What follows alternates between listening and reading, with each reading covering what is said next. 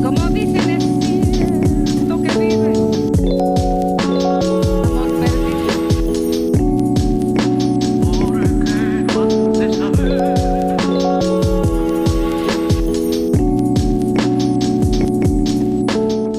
Plutôt l'idée d'assemblage, de collage en 3D. J'ai commencé ça assez jeune, vers l'âge de 12 ans, en voyant des photos du travail de Joseph Cornell qui fait des assemblages d'objets dans des boîtes vitrées. Ça me fascinait. Donc moi, j'essayais de faire un petit peu la même chose, mais bon, avec ce que j'avais sous la main, et c'était plus des images sur plusieurs niveaux que des objets, parce que j'en avais pas beaucoup. Et ensuite, plus tard, vers l'âge de 30 ans, j'ai recommencé à faire ce genre d'assemblage, mais avec des objets que je montais ensemble. Notamment, mes premières créations, c'était des petites poupées, des chimères en fait. Je travaillais avec des poupées, je leur mettais des ailes de papillon, des mains ou des bras bizarres, voilà. Et là, j'ai commencé du coup à travailler différemment, c'est-à-dire qu'au lieu de moins en moins, je travaillais avec ce que j'avais sous la main, mais je recherchais les objets.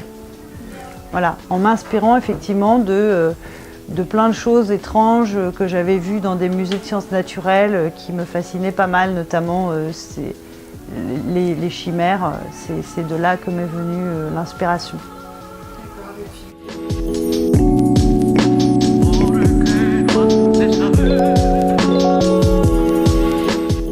Je pense qu'on est tous quand même, on a un côté très, très étrange qu'on cherche à cacher tant bien que mal. Et pour moi, les chimères, ce sont des personnes qui assument leur bizarrerie en fait. Enfin, leurs bizarreries sont visibles en fait, alors que les nôtres sont cachées. On essaye de les camoufler.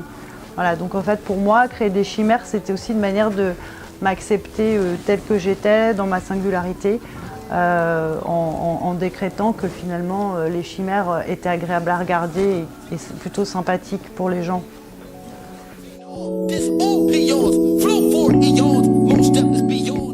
Olivier Dupont est quelqu'un que j'apprécie beaucoup. Je l'ai connu d'abord comme client du temps où il avait une boutique de décoration en Australie, et puis après il a décidé de faire des livres. Il m'avait proposé d'être dans le tome 1 des Nouveaux Artisans. Et j'avais décliné l'offre parce que ça me gênait un peu d'être classifiée comme artisan, parce que je fabrique aucune pièce en série. Les objets que je fabrique sont plus des œuvres que des objets, au sens où ils n'ont aucune utilité. Voilà. Donc ça me gênait. Et puis bon, il a beaucoup insisté, et quand j'ai vu le tome 1, j'ai un peu regretté de ne pas être dedans, parce qu'il y avait beaucoup de gens qui étaient à la lisière entre art et artisanat, et en fait, d'une certaine manière, je suis artisan au sens où je suis une artiste qui fait déjà tout elle-même, ce qui n'est pas le cas de beaucoup d'artistes contemporains qui font fabriquer. Moi, j'ai une démarche très artisanale, je fabrique toute seule avec mes petites mains, je bidouille des objets.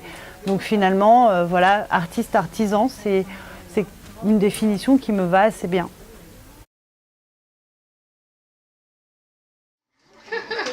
Moi, je la vois pas beaucoup. Ah, dehors, ça. Bah, dehors,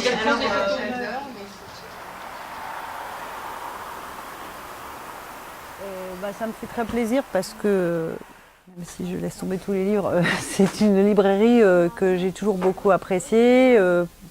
Voilà, c'est des livres que je rêverais d'avoir pour la plupart. Des livres d'art qui sont des grandes sources d'inspiration. Donc voilà, je suis vraiment très contente d'être ici.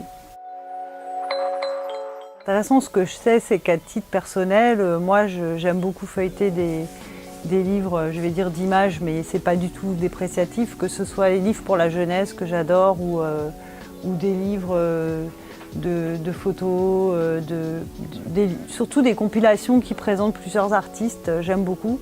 Ou parfois aussi des livres qui présentent des monographies d'artistes dont j'ai pas eu l'occasion de voir les expos. J'aime beaucoup ça, et je trouve ça souvent plus simple et direct que d'aller chercher sur Google des images et différents sites où ils vont être référencés. Je trouve ça beaucoup plus agréable. Donc voilà, ça reste un luxe, mais si on peut s'offrir ce genre de livre, bah, ça reste quand même un plaisir qui, à mon avis, ne passera pas. n'y a pas de projet concret pour l'instant, mais des rêves, des désirs, j'en ai, oui. Bon, par exemple, j'aimerais bien travailler plus à grande échelle, comme je l'avais fait au comptoir général.